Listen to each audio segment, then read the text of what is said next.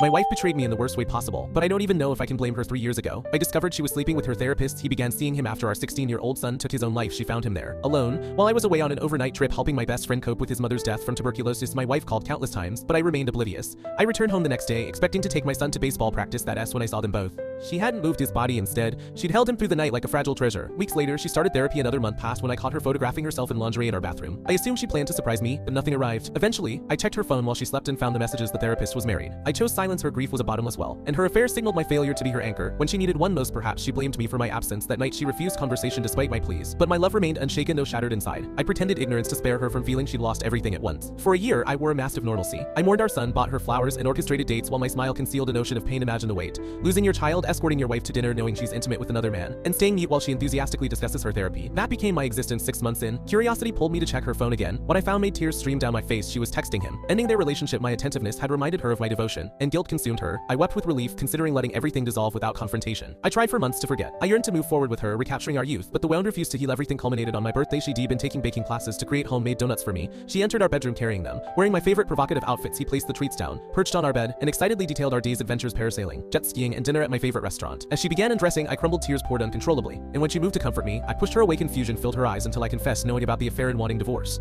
Her energy transformed instantly before she could speak. I unleashed a torrent of questions. How could she betray us? Why wasn't I enough? How could she do this while we both grieved our son? She apologized profusely, holding me as I collapsed under the weight of my bottled anguish. Finally finding strength, I stood and ordered her to leave. She reached for me, but I remained firm. He walked out that day, and I next saw her at her funeral. She jumped from the bridge that same afternoon. 2 years have passed, and healing seems impossible. Perhaps always will be.